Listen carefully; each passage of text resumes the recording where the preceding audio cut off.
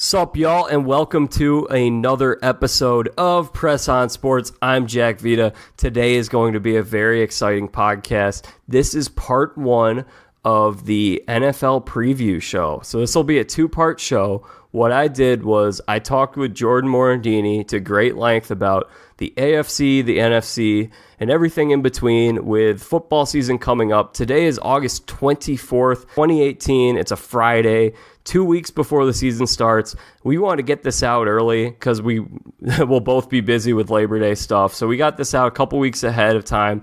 So some injuries could change our predictions.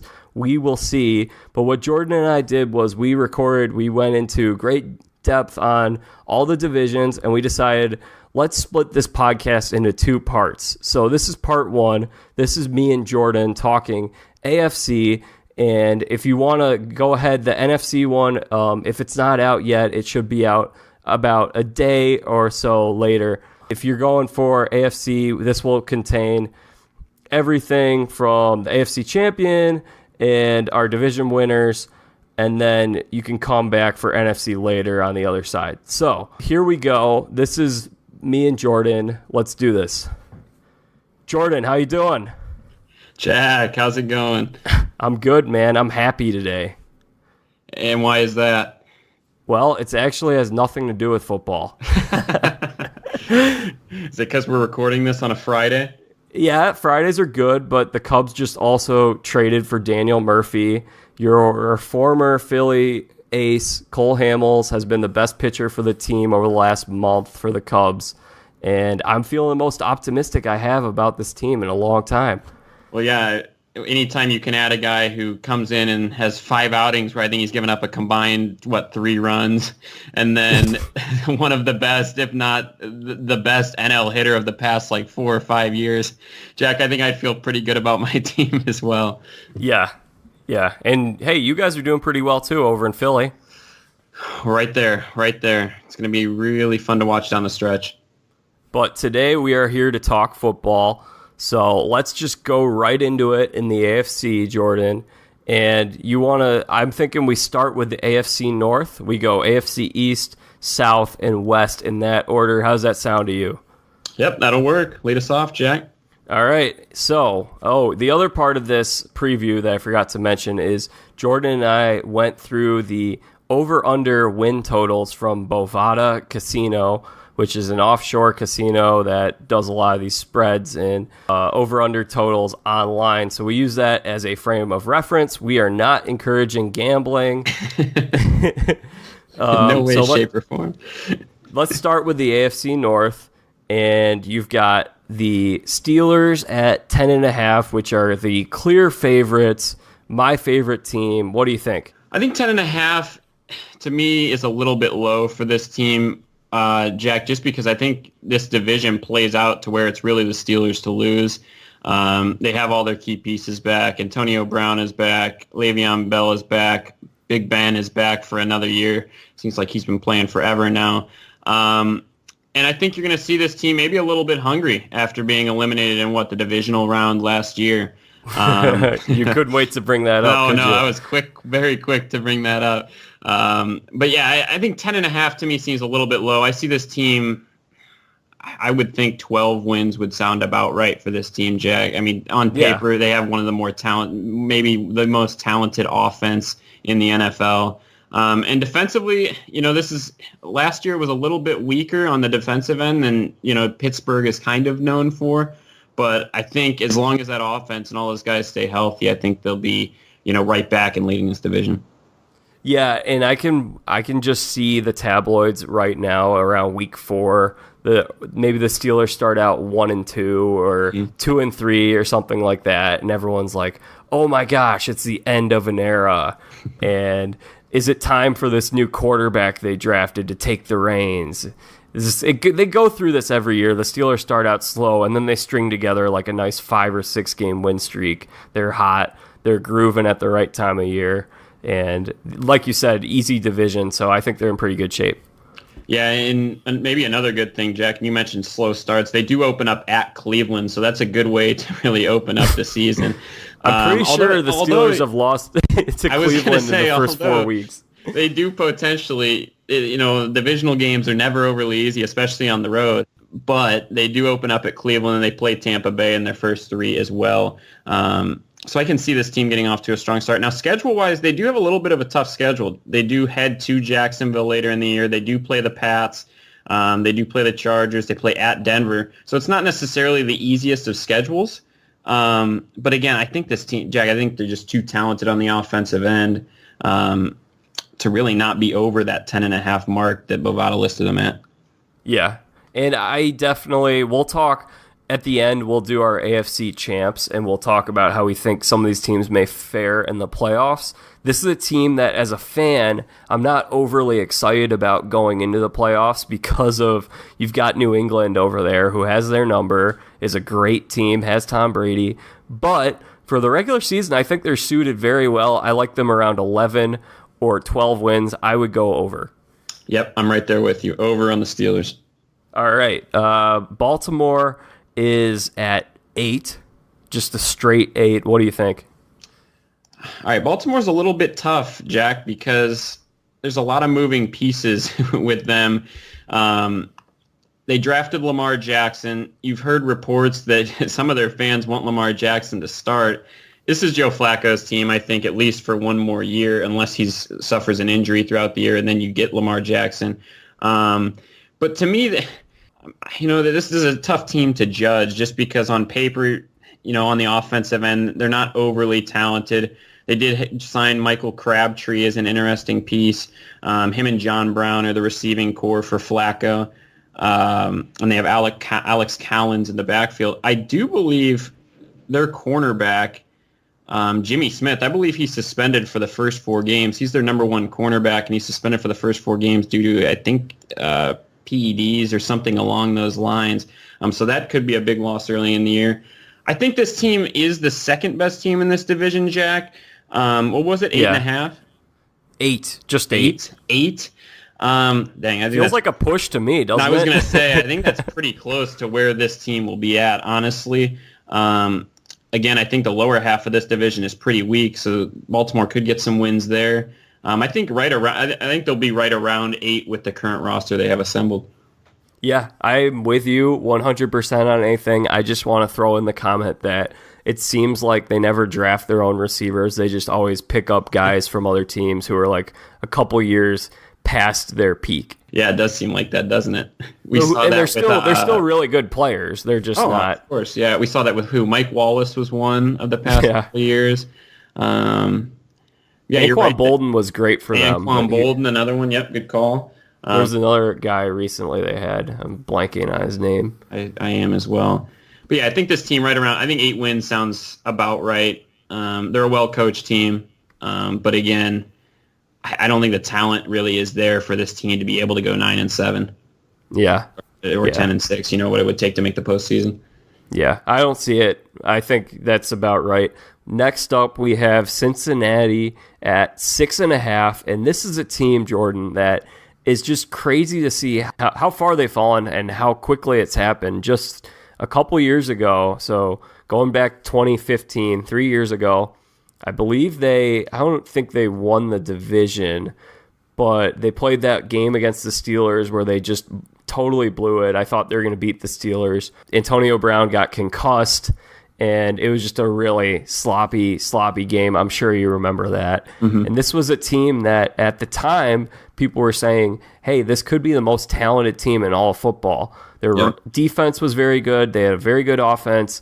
And since then, they've just gone down very quickly. I believe, what they win, 6 games last year? Right around there, yeah. Yeah. So now they're back at 6.5, and I think they're going to stick around there. It's amazing to me that Marvin Lewis has still had his job despite being on the hot seat so many times, and I just feel like they need a change at some point. Well, yeah, that's the big thing, Jack, here is it's kind of been said for years, how is he still there? How is he still there? They've had teams that should have gone to the postseason, should have made runs, and just didn't. This team, to me, is still intriguing. I like Joe Mixon in the backfield. I think he's an intriguing running back. I think he's going to have a good year. And and a good fantasy selection along with that, if I can throw that in there. And look, they still have A.J. Green, who to me is right around a top 5 receiver in the game, and he's been that way for a while. I mean, again, this comes down to how far can Andy Dalton take you, though, you know?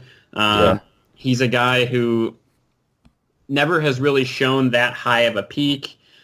He's kind of just always been an average NFL quarterback, and to have a guy like A.J. Green, they've had a good tight end for a couple of years in Tyler Eifert when he's healthy. You know, they never have really peaked to the way they should be able to with the offensive weapons that they have, and I think a lot of that falls on Andy Dalton. And then on the defensive side of the ball, again, this is still a talented defense. A lot of the same guys who've been making plays for them the past couple of years are still there.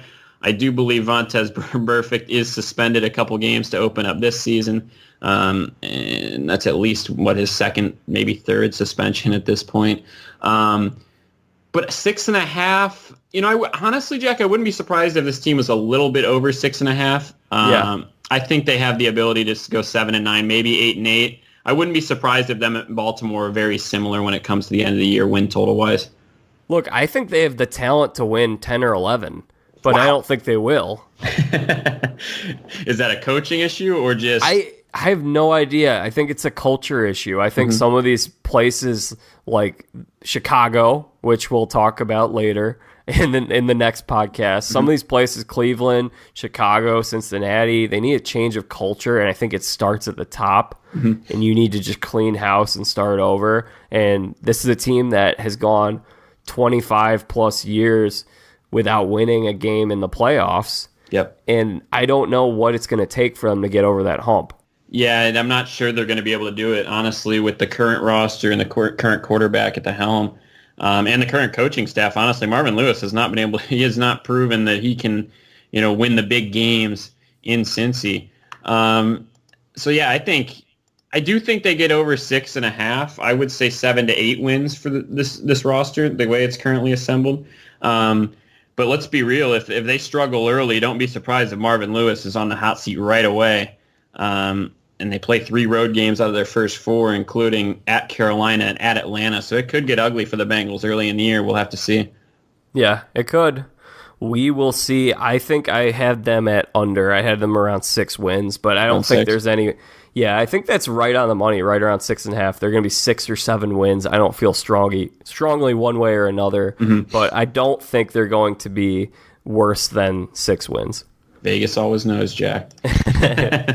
Or they know how to tease people. So, by the way, a year ago they went 7-9 a year ago. Oh, okay. So right around there. I mean, 6.5. They have 6.5 this year, so right around there. But that was with the 0-16 Cleveland Browns in their division.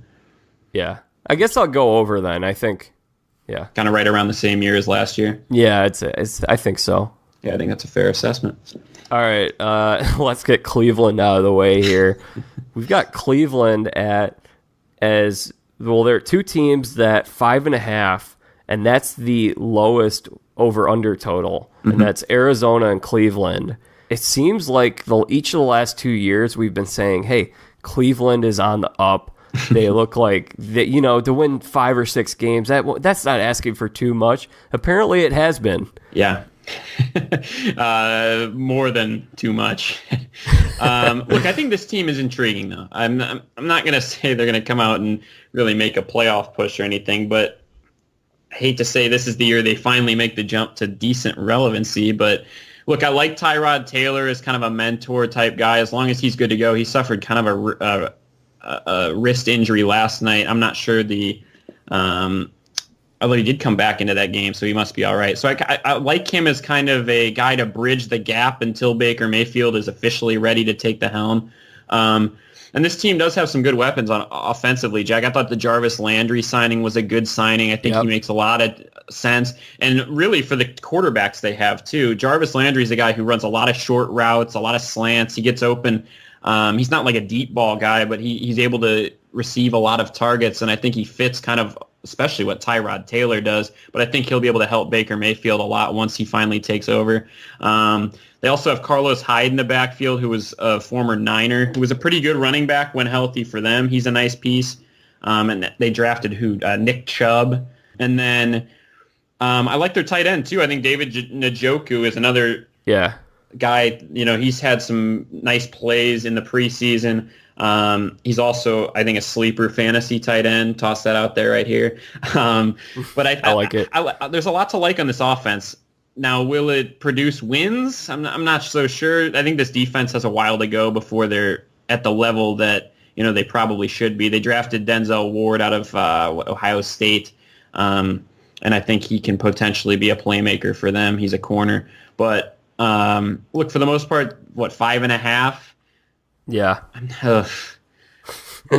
I think under. I'd say. I think four wins maybe where they end up, 4-12. But again, I think they're not going to go 0-16 this year. They're not. Yeah, I'm going to go out on a limb and say they improved from last year. Really going out on a limb there. Yeah, I would also say under just based on history. I don't know. It's almost like they're trying to lose all these games, it looks like sometimes. So I would also say under on this. Also, key to mention, Josh Gordon. Oh, yes. He's supposed to be back. I just read something that he's out for week 1 for personal reasons. That's against the Steelers. That is a huge loss in a week 1 game, in a divisional game. He showed up to camp late. I guess he was still getting some personal issues out of the way.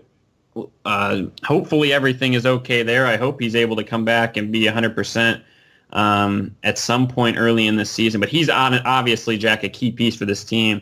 And really, really would help out either Tyrod Taylor or Baker Mayfield, whichever one ends up getting the ball.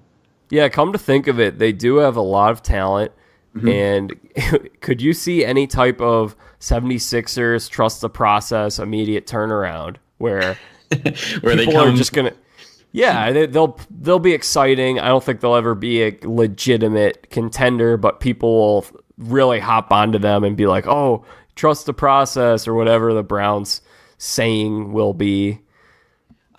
Yeah, I think that could make sense, especially if Baker takes over. Yeah. I think Baker kind of has a fan base a little bit, his own fan base. A lot like Johnny Manziel had a fan base when he was coming into the league.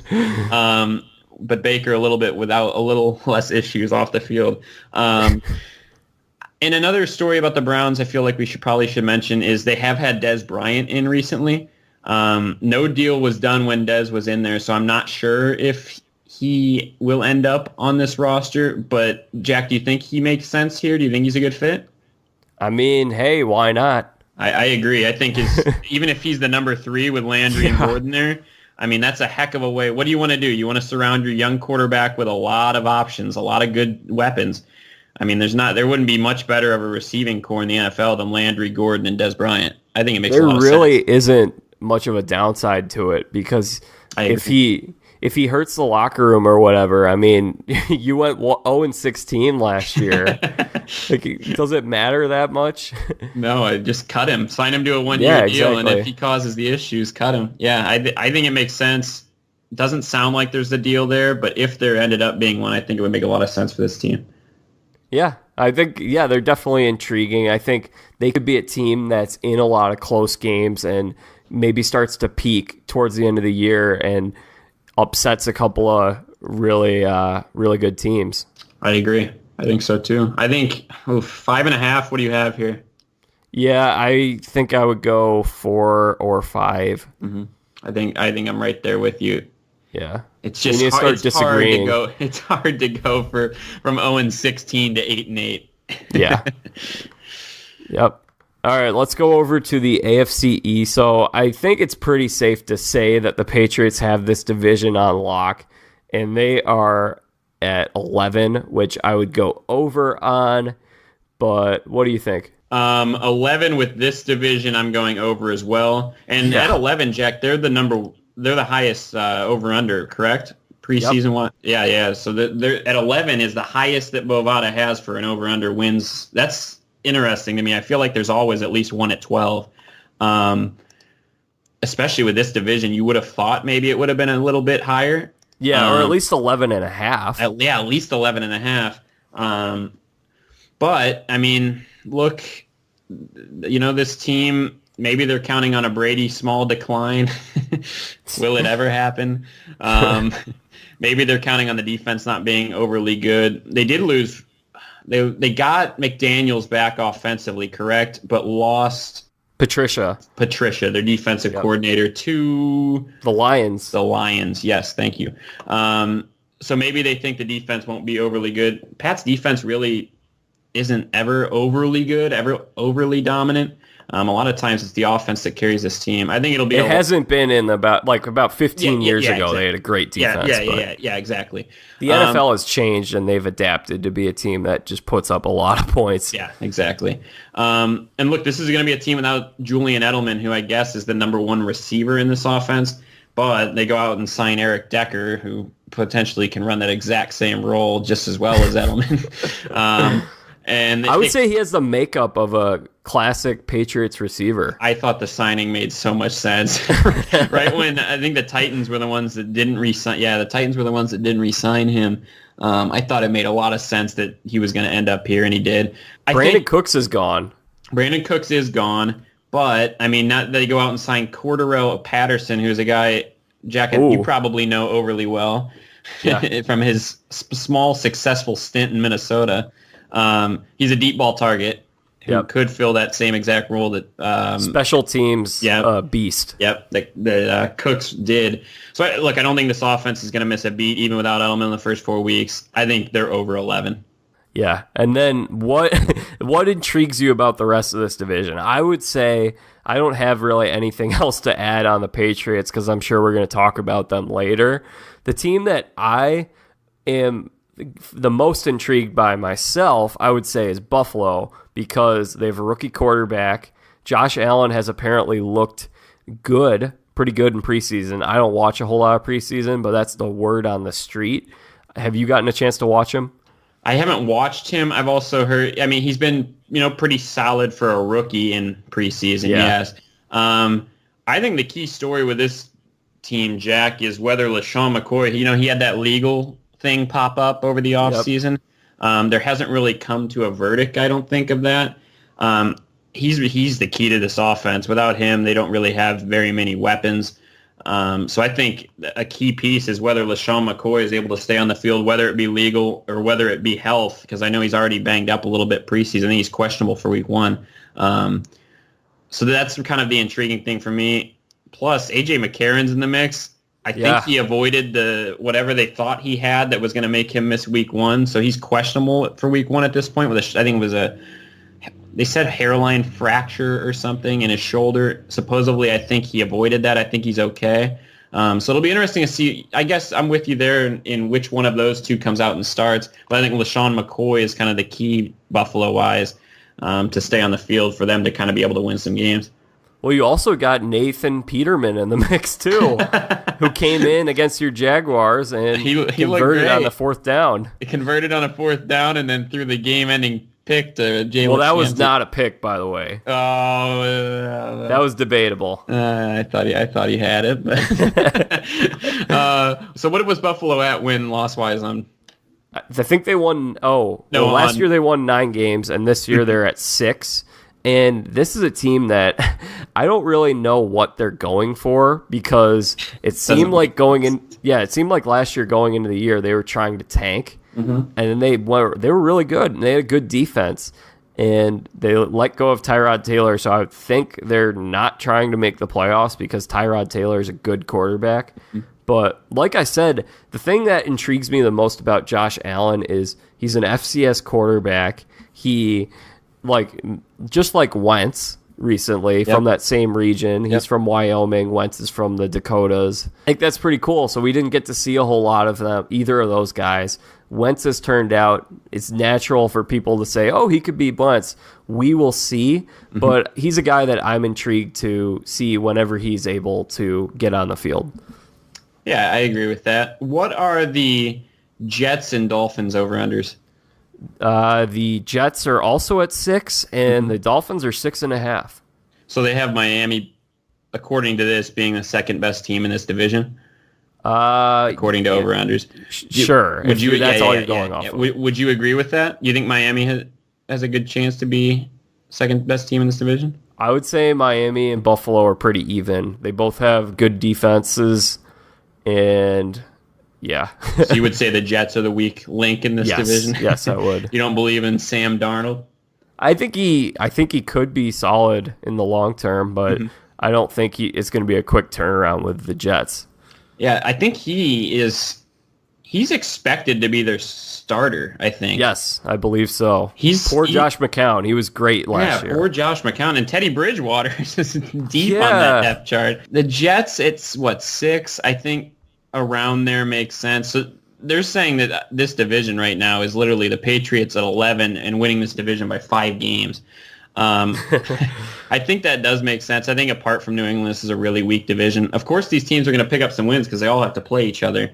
I would say Miami probably, to me, is the second best team in this division, just because I think I trust Ryan Tannehill over the options that these other guys are going with. I don't trust rookie quarterbacks, whether Josh Allen or really A.J. McCarron handles the QB duties in Buffalo. And then if Darnold's the starter in New York, I kind of expect Tannehill to be the best option here of those 3. Okay. And it's a quarterback-led league. I like a lot of their pieces, too. I think Kenyon Drake is a good option running back-wise. They signed Frank Gore, who quietly has produced year in, year out. And they did lose Landry, but this could be the year where Devontae Parker kind of breaks out. And Kenny Stills now into that number 2 role. They have Amendola over the middle. I like a lot offensively for this team. So I do think that I would say the Dolphins, what do they have them at, 6.5? Yep. I would have them at 7 and 9 at least. I would go over on them. The other 2 at 6. I think the Bills probably right around there, and the Jets under 6. Okay. I have the Bills over 6. Okay. So I have them at maybe 7 wins, and I could see that. Yeah, the thing with the Dolphins that I am not sure on, there are the questions about quarterback and Tannehill's health. I'm going to miss watching Jay Cutler this year. He was fun to watch. He's always a great character. He might not be winning, but he's entertaining. Yeah, and you always have the best memes with him and whatnot. But I think they just lost Ndamukong Suh. It's weird. What they do is they always seem to overpay guys, and then they just give them up for nothing. And my prediction is that they're going to be the team that scoops up Le'Veon Bell next year. Oh, please don't have Le'Veon Bell go to Miami. That would be a fantasy owner's nightmare. You want Le'Veon in a high-powered offense. And I also want to say Frank Gore going back to Miami because he plays college ball in Miami. That's pretty cool. Yeah. Intriguing. But I have them under 6.5. Okay. But I think those teams are both in that 6-7 win range. Yeah, I would say under New England, really all 3 of those teams. That could kind of go any way. I have the Jets under 6 though. I think they're going to be a 4-win team. I have them there as well, under 6. Okay. All right. AFC South, your division. I'm going to let you take the wheel here. Go wherever you want. All right. Well, first off, it feels good to be a Jaguar fan to the point where I can actually go into a season looking forward to us being considered a favorite. It's been a long time, Jack. Yeah, it's been about 10 years. Yeah, it has been a long time, really since the Brunell and Fred Taylor days where this team has kind of really been considered David Garrard and MJD there for a little bit. But yeah, look, I think this is one of the better divisions in football when you look from top to bottom. I think I would agree. And I would say, let me preference this first. It has been one of the worst divisions in football for a while as well. So a lot of these teams have had high picks for a good amount of years now. Yeah. And it's finally starting to pay off. I think the key here, one, Andrew Luck's back, so that automatically, as long as Andrew Luck's back, of course, he's expected to be good to go. So as long as he's back, you have to say that makes the Colts a lot better. Yeah. And makes them kind of a threat. Maybe not to make the playoffs, but definitely win win a good chunk of games. They're an enigma to me. I could see them going anywhere from 4 wins or 11 wins. And is that the Andrew Luck factor, essentially? Yeah, and what's his health? Yeah. And I've never been crazy about the Colts in the past, but I really do think they could have a quick turnaround if Luck is healthy. Because look at what the history with the team has been when they have a quarterback versus when they don't have a quarterback. Yep. And Jacoby Brissett is actually pretty decent as a backup. I like him. Yep. However, I would say I think they could be anywhere from 4 wins to 11 wins, so I would average that out to 7. That is quite the potentially here or potentially here. I get it though, and I think that is kind of the Andrew Luck factor. The thing that to me that about the Colts is apart from Andrew Luck, you have a premier player in T.Y. Hilton, a receiver, but really apart from that, you don't have very many top tier guys. It's a very weak roster overall, apart from really Luck and T.Y. Hilton to me. So that's where it's hard for me to really say that this team is going to be a real threat in what I think is going to be a good division. I think this division is going to beat up on each other a good chunk. Let's move to Houston. Okay. They're very intriguing. I think Bovada has them listed at, 8.5? 9. Yes, they do. 8.5. Okay, and they have the Jags listed at 9 and the Titans listed at 8. So they think this is going to be a really, really tight division. I agree. I think it's going to be a really tough division. And Houston, I think, maybe upside-wise, they have as high of upside as any of these teams, I think, just because if Deshaun Watson can play the way he was playing last year, this is going to be the best team in this division, most likely, as long as he's able to stay healthy. DeAndre Hopkins is the best receiver in this division. Yep. And, that's a big piece because there's some good corners in this division. Jalen Ramsey for the Jags. Yes. Malcolm Butler now for the Titans. And to have a guy like Hopkins who can beat those guys. He can make plays against those guys. I think that's crucial. Whereas you look at some other teams, they go against a Ramsey, they go against a guy like Malcolm Butler. They're not able to do much. I think Hopkins is a guy who can have good games against these top-tier corners. And look, the Houston Texans defense, it's always been intriguing. Can J.J. Watt stay healthy? Obviously, that is a huge factor. He hasn't really been able to. They've always had Clowney there, too, who, while maybe hasn't lived up to the ultimate hype of what maybe people thought he was going to be, he's still a guy defensive or offensively that you always have to keep an eye out for. And I love the signing of Tyrann Mathieu, Jack, over the offseason. He's their free safety. He's a guy, a honey badger. He was a great player in Arizona. Yes. They got him for pretty cheap. I think he suffered an injury or something, and I think that's kind of why he was as cheap as he was. But look, I think I thought that was a great pickup for them. So this team really, you look talent-wise, they've got as much top-tier talent as any team in this division. Yeah, I would say so. Houston is my division winner. Okay. I have them over 8.5 for the reason of I think they're a risky team. I would not feel comfortable if I was actually putting money on this. But as you mentioned, they do have the highest upside. They have a very high upside. I'm a big believer in Deshaun Watson. I thought the Bears were crazy to pass him up last year. And I think he's the key, Jack. I think he's the key. I think if he's able to play at a really high level, they're going to be tough to beat in this division. Look, I watched that 2017 whatever national championship game with you, and we saw him go down the field back-to-back game-winning drives, essentially. The second one was a game-winning drive, and I'm like, against Alabama's defense, what is there a better simulation for a prospective quarterback? I don't think there is. No. And I thought with everything on the line, he was amazing. Now, what is he going to be coming back from injury? He's still young. He's had 2 different knee injuries. I think he's hurt both of his knees. Yeah. At least he definitely has one ACL, I know. I'm not sure if he tore the other as well. Yeah.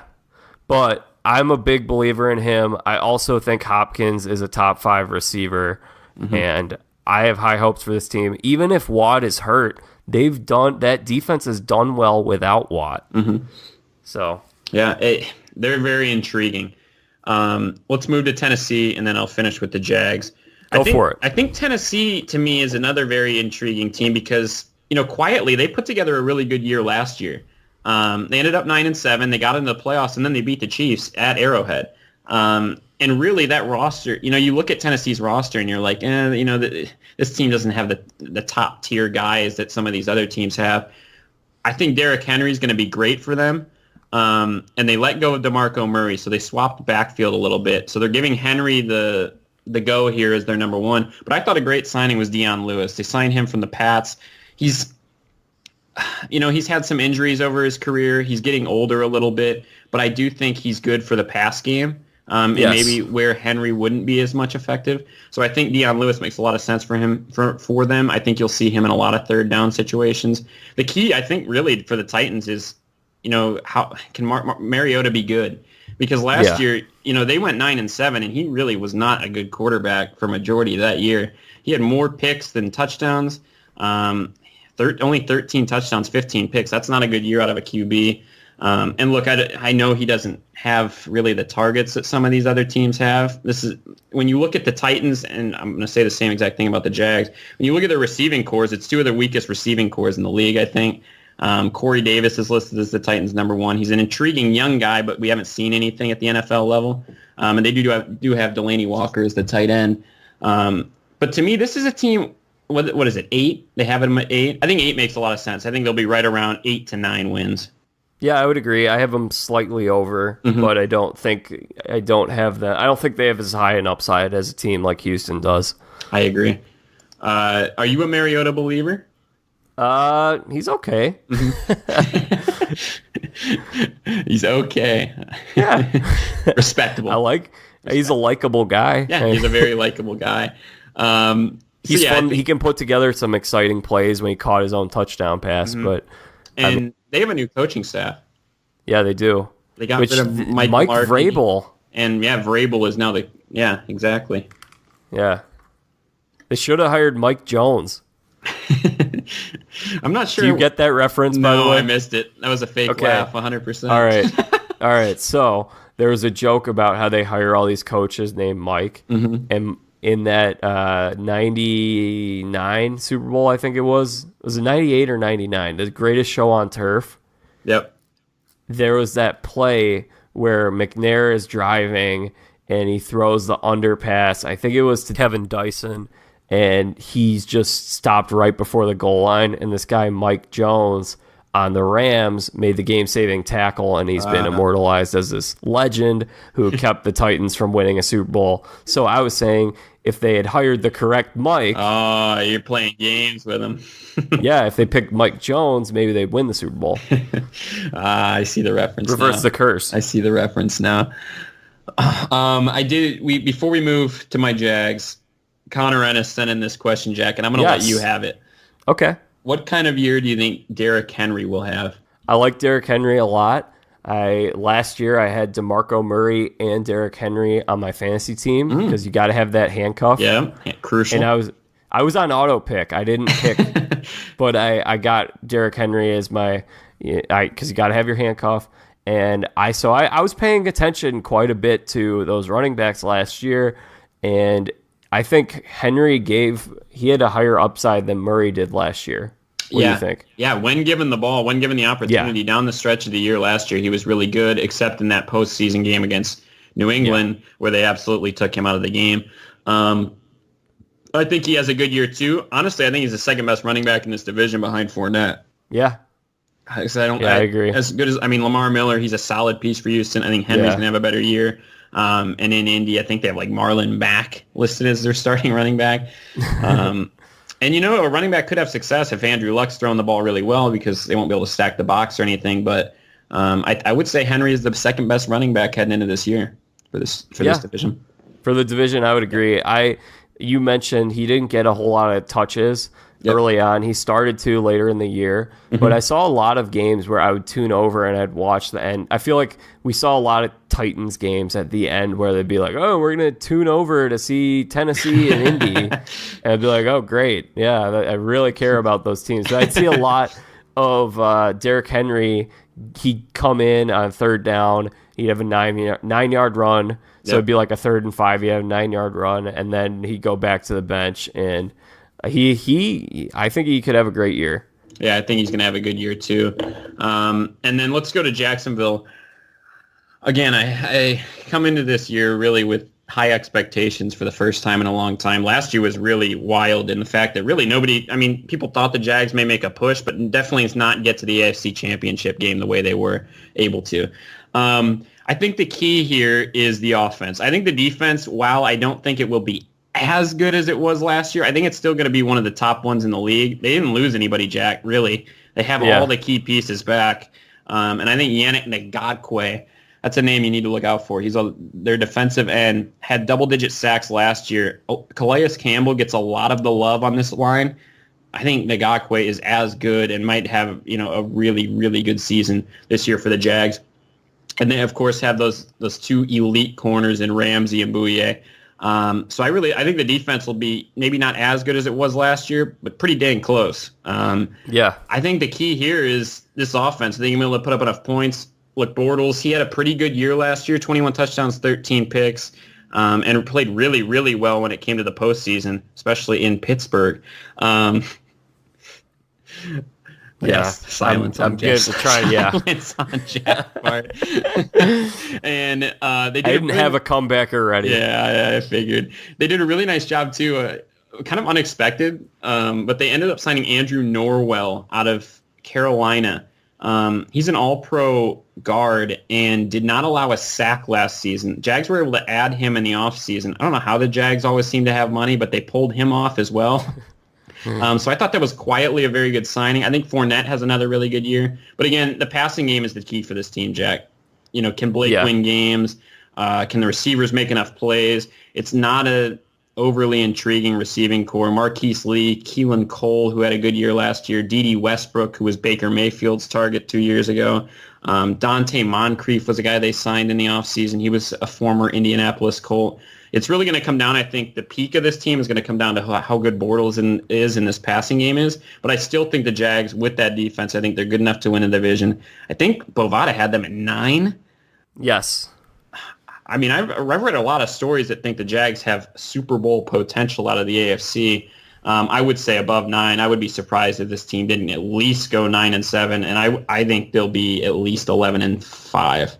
Okay, I have them at 10-6 would be my guess. Yep. I do think that there's going to be a little more pressure this year, and they're going to have to respond to it well. I'm with you on the concerns of the passing game and also the division just overall being better. Yep. See, that's I think it's going to be tough. Yeah, I think that's the key. And they're playing a first-place schedule now, along with Yep. So I want to ask you, because I know a lot of people were like, hey, maybe Jacksonville will get in on Kirk Cousins, and there were a lot of other good quarterbacks out on the market. You could look at Case Keenum, Tyrod Taylor, Alex Smith. So there are a lot of guys who've won, and I'm not in the camp of, oh man, Bortles is the worst. I just think if you want to win a Super Bowl, you might need a quarterback who's better than Blake Bortles. Apart from Kirk Cousins, I didn't see the need to make the move. You said Case Keenum. I don't think that's really an upgrade from Bortles. Alex Smith probably, but really only for maybe a year or two more, Yeah. To me, I think Blake kind of fits what they like to do offensively, because this is a run-heavy offense, and it's always going to be, that's the way they want to play. They want to run the football. And he's turned into, quietly, Jack, a little bit of a running quarterback. You saw that a little bit in last year's postseason. They started to use him a little bit more. Yep. He has that ability too, which quietly is a big part of his game. If it wasn't going to be Cousins, and I was a little nervous giving Cousins as much money as they were going to have to give him, signed Blake to a really team-friendly deal. It was only like 18 mil or something, whereas Cousins is making, near 30. 27, I think. And you got to look at this defense, Jack. A lot of these young guys, they're going to need contracts soon. Jalen Ramsey is going to need a contract. Telvin Smith, the stud linebacker, is going to need a contract. I think to the best possible, for them to give them the best possible opportunity to win, I think it made sense that they paid Blake what they did over paying maybe Cousins that much, and definitely not paying, Keenum or Alex Smith. Okay. I see where you're coming from. I don't know if they can win with Bortles. And I'll tell you what, they were one possession away, Jack, last year from playing in a Super Bowl with Blake Bortles. They were, but I guess you're betting on Bortles to ride that high and keep going on that, which he could. Yeah, he could. And he had a fantastic postseason last year. He did. Yeah. Which I think that was pretty much what sealed the deal with him coming back. And if he would have struggled in the postseason again last year, I'm not sure he'd be the quarterback of the Jacksonville Jags. Yeah. despite the fact that they were so close, it did feel like when I was watching some of the games where they were holding off my Steelers and then when they were playing New England that they were somewhat limited in terms of what they could do offensively. And I think part of that was the play calling. Honestly, you saw them do really well offensively in that first half against New England. And then I think they got too passive. And I think they learned from their mistakes. I don't know if you saw the Eagles coach came out and said, we kind of took notes from what Jacksonville did. We didn't take our foot off the gas. So I think in a way it was the play calling in the second half, a little too conservative. But yeah, I would agree with your assessment. I think at times they weren't able to do probably as much as they should have. Yeah. Okay. Well, we both like them over 9. Mm-hmm. You ready for the AFC West? Yes. Yep. You lead the way for this one. I did a lot of talking for the South. Okay. Well, I just want to say what team I like the most. Do you want to guess? I'm going to say the Chargers. No. Ooh. It's a team that I've been sticking with. I'm sticking with. Oakland? Yes. And why is that? Okay, first of all, can I just defend Gruden real quickly? Oh, yeah, you are a big Gruden guy. That makes sense. Well, I love him as a character. Yep. But here's the thing. I think the whole Gruden is overrated has become a certified freezing cold take. Mm-hmm. Do you think so? I mean, it seems like I don't think that's like a hot take at all. I don't think he's overrated as a coach. I think I think everyone's like, oh, he's just overrated. And it's like, no, I don't think he's overrated. I think people know him, are able to separate him as he's a great character who is a great broadcaster. I don't think that made people think, oh my gosh, he's one of the greatest coaches of all time. He's a good coach. Yeah, I think he's a good coach as well. Here's my defense of Gruden. You could say whatever you want about if he got overpaid or whatever. First of all, if you wanted to get Gruden, you were going to have to overpay him because he was making $6 million a year. And he had a great gig. Oh, 100%. He did a great job. I think he loved his gig too. Yeah, he did. And he's still, even despite the fact that he was not having to work as much, he's still a guy who would wake up at like 4:30 in the morning and just like overly prepare for those games and stuff. Mm-hmm. I thought he was great at it. Fantastic. I thought he was one of my favorite football broadcasters in terms of analysts. I thought he was phenomenal. Yeah, and like basically, I think the way Monday Night Football hasn't had the same amount of excitement to it in recent years in terms of compared to when we were kids, Jordan, Monday Night Football with Al Michaels and John Madden was the primetime event. And now that's shifted over to Sunday night. Mm-hmm. And then you could chalk that up to a lot of different things. Maybe you have Thursday night and people are just more tired out by the end of Sunday. Maybe. But for me, I wouldn't watch Monday night because I'm like, oh, I really want to watch the Ravens and the Broncos tonight. I want to see Gruden. I just want to listen to him analyze stuff and just be funny and silly. Mm-hmm. I think a lot of what has to do with the Monday night maybe struggles too, Jack, is a lot of times there aren't overly good games on Monday nights. It seems like Sunday night seems to get a lot of the prime time, the big time games. You see Pittsburgh playing a lot of Sunday night games. I think Pittsburgh and Jacksonville this year is on Sunday night. And it seems like, the Monday night games, it's always kind of a snooze fest. You get like, I think you mentioned, like you'll get like a random like Buffalo-Baltimore game or something like that on Monday night, more so than you get the big games that you get on those Sunday nights. I think I mixed that up, Monday night. Yeah. And so here now I'm going to defend Gruden as a coach. They did have to overpay for him if they wanted him. Mm-hmm. I think that's common, and there's no shortage of money. They have no salary cap for coaches. Secondly, everyone wants to say, okay, he inherited a great defense when he came over to Tampa in 2002. They won the Super Bowl, and he did. But I want to talk about a couple of things. First of all, what would you say, Jordan, is the most valuable asset in a quarterback? Sorry, I just gave you the answer to a coach today. I would say is to be able to work well with young quarterbacks, right? Yeah, 100%. Given how many young quarterbacks do we have playing in the league consistently, 100%.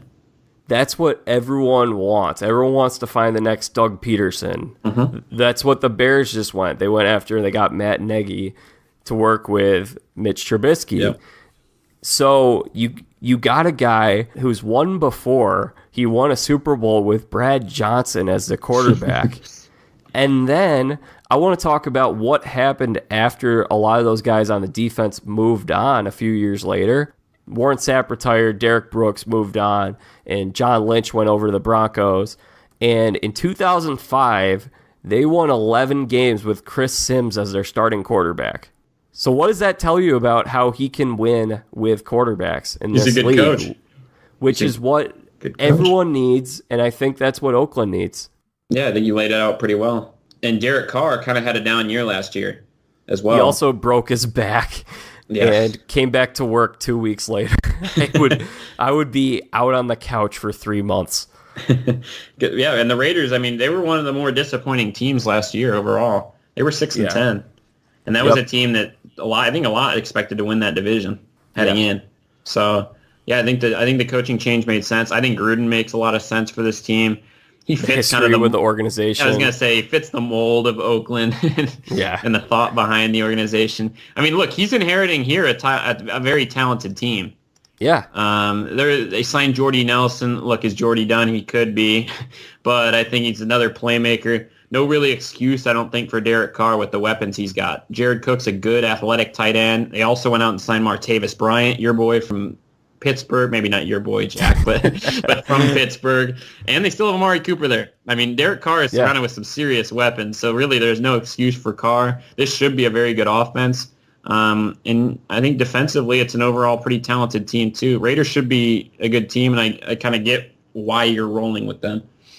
I'll tell you what, man, that guy Carr, I got a car here. I'm going to drive him all the way to Atlanta where the Super Bowl is, man. What's their over-under at? They are at 8. I would go over. Yeah, I think I'd go 9. I think 9-7. Okay. I think I would go 11-5. Wow. Okay, so you think this is going to be one of the best teams in the AFC? Yes. Okay. I have to pick one of these teams, and I'm having a really tough time. Actually, yeah, I have them winning the division, and then I've got Kansas City getting a wild card. Interesting. Okay. Yeah. I have a very different approach here. I have the Chargers winning the division. What is their Bovada over-under set at? 9.5. Oh, my. So they're big on the Chargers. Yeah. Okay. I am too. I think this is the most talented team up and down in this division. I love the defense first. I love their defense. I just think they drafted Derwin James. I thought was a great pick. I was kind of hoping he would somehow fall to the Jags. And they've got premier players at a couple crucial defensive positions. Casey Hayward is one of the best corners in the league, and Joey Bosa is one of the best pass rushers in the league. 2 crucial defensive positions they've got studs at. I think up and down this team, Jack, is just a very talented team. They're a team I wouldn't really want to have to play. Phillip Rivers, quietly, he's always just been very solid, very good. I think he puts together another great year. And Melvin Gordon has turned into, he had one down year there in the middle, I think. But he's turned into, one of the better running backs. I think back-to-back years now he's been right around 1,000 yards. And he does good goal line work as well. And they do have a stud receiver in Keelan Allen. So I think this team up and down is very, very talented. I'm just kind of surprised Bovada's that high on him. 9.5 is big. I mean, that pretty much is saying that they expect them to win the division. What are they, Kansas City and Denver at? Kansas City is at 8.5, and Denver is at 7. And I went over on all these teams except the Chargers. So they think Kansas City is really not going to miss too much of a beat with Patrick Mahomes. Yeah. Interesting. Okay. And then Denver was the team where Case Keenum ended up. Yeah. I think the Chargers win this division, but I mean 9.5. I think maybe they win the division at 10-6. Yeah. I would say right there, right now, I would say 10-6 Chargers, 9-7 Oakland. I don't think Kansas City is going to be as good as Bovada thinks here. I think they will be, 8-8, 7-9. And I'm not a Case Keenum believer. I don't know if you are, Jack. I like Keenum. Okay. I think he benefited greatly from the phenomenal defense the Vikings had, and some really good targets, really, in Minnesota. Yeah. However, he does now have Demaryius Thomas and Emmanuel Sanders, who are two... And a very good defense with Denver. He does have a good defense. Yeah, he does.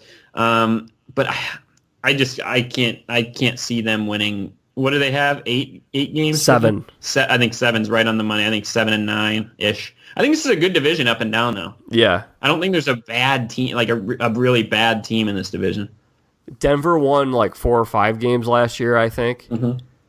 And I don't think, like, I've been down on them the last couple of years. I'm actually up on them this year. I think they'll be 500, maybe a little over 500. I like Keenum. I thought he did a great job. He played like an MVP candidate. And they've had big-time quarterback issues over the last few years. And I'm not saying, oh my gosh, Case Keenum is a franchise Super Bowl winning quarterback, but I think he's a step up from what they've had in the past. And I mean, there's not saying much. Yeah, but I mean, no, I understand. Yeah, I think he has a chance to show this year that last year wasn't a fluke, and I think he could surprise some people this year. So, how do you think this division ends up then? Because you said you have the Chiefs as a wild card, right? Yeah, the reason why is I've been low on the Chiefs the last couple of years. I've been ready to write them off. I want to give credit to Andy Reid because I think he's a great offensive coach who keeps adapting. And I'm just going to trust his judgment on Patrick Mahomes. I think he's going to be Alex Smith was great for them last year, and I think Alex Smith is also going to be good for Washington this year. But I think they're going to be okay. I would have them probably around 9-7, 10-6 as the wild card team. I'll tell you what exactly what you want to do with a rookie quarterback is surround him with a ton of weapons. Yes. And that's exactly what this team's doing. Kareem Hunt at running back, Tyreek Hill, They went out and signed Sammy Watkins, which quietly could be a great deal because Watkins has never really fulfilled the number 1 gig. Mm-hmm. But if he's a number 2 and he's getting number 2 cornerbacks on him, it's a whole different game. True. And of course, another great thing. What's one of the biggest keys you can have for a young quarterback? A really good tight end. A guy they can trust over the middle. That's Travis Kelce. So I'll tell you what. Yes, sir. Whether or not Mahomes turns out to be really good, he definitely has the weapons around him to succeed. Yep. I think that's it for the AFC, isn't it? It is, I believe, yeah. All right. So for the AFC, Jordan, who do you have as the... Oh, also I should mention our wild card. So I have Kansas City and Jacksonville. Who do you have? I have Houston and Oakland, I believe.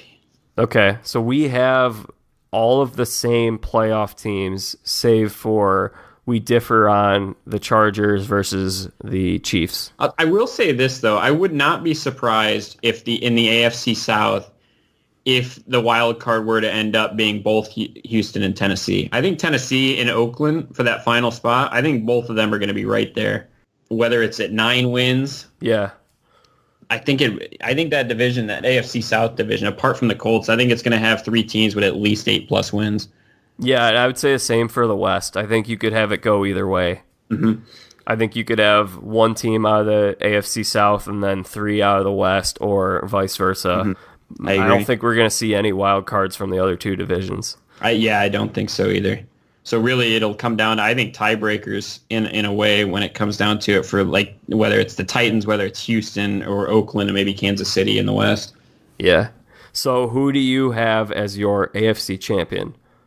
My AFC champion. Is there a kryptonite to New England? Is it the Jags? I think they're the only team that can beat New England. If the Steelers can get it home. That's what I was going to say. Especially, It really depends on that. Yeah. If New England's able to secure home field advantage throughout the AFC playoff, it's going to be really tough. Yep. For one of these teams. But if the Jags are, if they somehow, or if the Steelers are, which they could take advantage of that kind of overall weak division, and they get home field, then I think it's a different story. Yeah, I think you could be seeing New England at like 13-3, though. And see, that's the scary part. Yeah, and in a playoffs through New England, I don't think anybody beats them, sadly. All right. So we both have the Patriots. Yeah, sadly. So that does it for my conversation on the AFC with Jordan. Check back later for the B-side of this podcast where we go into the NFC and give our Super Bowl picks. If you like this podcast, go ahead and hit subscribe on iTunes or wherever it is that you get your podcast. Thank you so much to everyone for listening. If you're enjoying the podcast, also, don't be shy. Give us a review on iTunes. We don't have any yet. It'd be great to get some so other people can find out about the podcast. If you subscribe, you will never miss an episode, and you'll always know when there is fresh content available. Tweet me at Velveeta7. That's at VELLVITA7. Tell me your thoughts, who you've got in the AFC. What do you think of my picks so far? I look forward to having conversation with you all on social media. I really enjoy connecting and interacting with the listeners, so be sure to do that. A special thanks to Jordan for joining me today. That's it for today's episode. Bring in the dancing lobsters.